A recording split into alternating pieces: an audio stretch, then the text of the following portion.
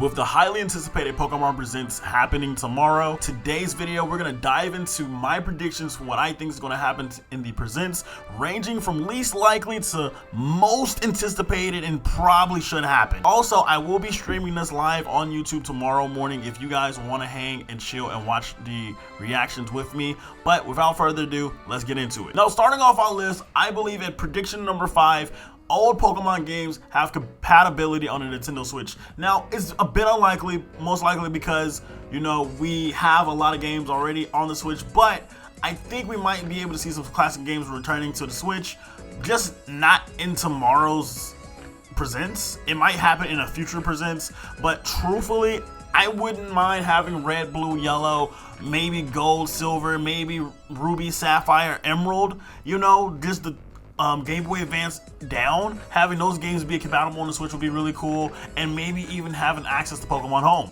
Now, like I said, with all the hype around the DLC for Pokemon, I don't think this will be a good time to bring back the old Pokemon games, but you cannot count this out.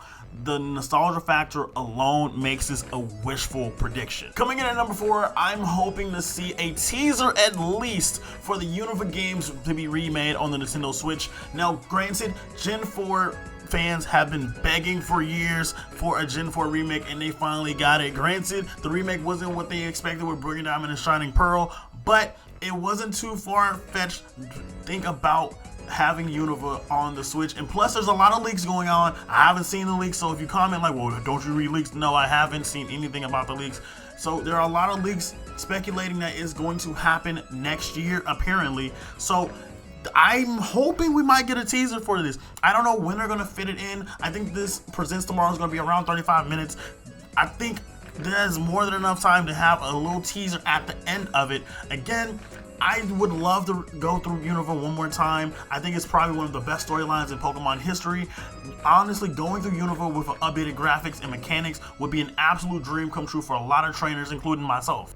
Alright, now coming at number 3 is new raid mechanics. So if we look back at Sword and Shield when they had introduced max raid battles, when the DLCs happened, we were introduced to max raid dens where we could find legendary Pokemon and get Pokemon like with Shiny Hunt in there as well.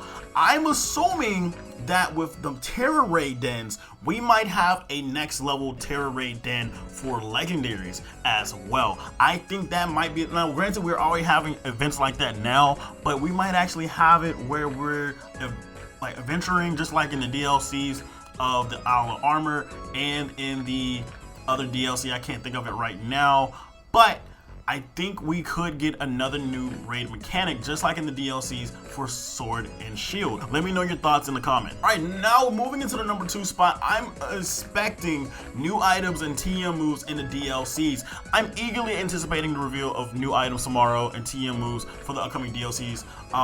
Now the previous DLCs for Sword and Shield, the Isle of Armor, and the Crown Tundra, they brought us exciting additions, and I have the feeling that Pokemon Company is going to do exactly the same. We're going to get new moves, we're going to get new TMs, we're going to get new items, and it's going to make competitive Pokemon battling even crazier. I really think we have a lot of surprises coming up tomorrow.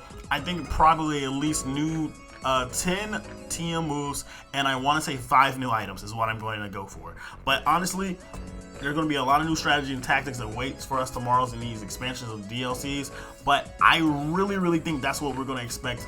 This prediction right here could have been number 1, honestly, but I think it's just a given. It's really a given. That's what I'm assuming from the previous DLCs, that we're going to get new items and new TMs for the DLCs.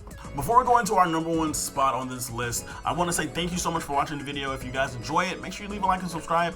But also, I want to talk about our honorable mentions because I think these honorable mentions are kind of obvious. It could happen, but I didn't want to leave them out, and I wanted to talk about them as well. So our first honorable mention is possible new convergent Pokemon forms for both DLCs, kind of like Pokemon like Wiglet and Toedscruel.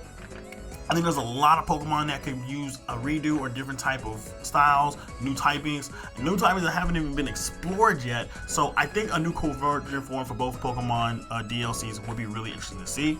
Also, I think new Paradox Pokemon are not unlikely to see in tomorrow's Pokemon Presents, like Walking Weight and Iron Leaves were presented a few months back. We could be seeing new Paradox Pokemon being announced as Terra Raids. We know Mewtwo is coming, but we could also see new Paradox Pokemon as a raid after Mewtwo that could be teased or for the DLCs as a whole. Alright, now number 1 on our prediction list for tomorrow's Pokemon Presents, it will be the new abilities revealed for Ogerpon and Terapagos. If I mispronounced it, please bear with me. I believe we'll be treated to unveiling the new abilities for Ogerpon and Terapagos, only because the anticipation has been really high, and learning these new abilities could provide invaluable insights to the gameplay mechanics and Pokemon strategy for VGC, but also just seeing the fact that with the Teal Mask Pokemon, Munkidori, Ogerpon, and Festivity, we got their abilities, which is Toxic Chain. If the user uses a move on the opponent, it might poison the opponent, basically touch poison point, basically. But what if Ogerpon's ability reverses that, where your Pokemon is next to you on the field and you don't have any status afflictions, you know? Or it could be a magic bounce, you know, it reverses right back. I don't know. It could be something crazy that just counters all 3 of them. But I think we will see Ogerpon's ability. I don't know much. I haven't been seeing any leaks. I haven't known anything, any backstory on the Teal Mask or the Indigo Disc DLC backstories. And that goes into talking about Terapagos. What if Terapagos is basically like Arceus, where it has multi-typing as an ability, or it can have something to that nature? And it wouldn't be the first time where we have legendaries have the same abilities in a sense. So truthfully, I could see Terapagos having a multi-typing ability. I mean, obviously it has every typing on its back. It has to have something like that as an ability. So, but that's my thoughts on my predictions. There you have it, my predictions for the upcoming Pokemon Presents tomorrow. Whether these predictions come true or not, one thing's for sure, we're in for an exciting ride, full with a lot of new adventures, nostalgia, and surprises. Hopefully a lot of surprises. But make sure you hit that like button and subscribe, so if you haven't already, so you don't miss out any coverage on any of the Pokemon Presents coming out and future Pokemon content on the channel. But until then, stay posted. Until next time, I'll catch you later. I'll see you. I will out. Bye.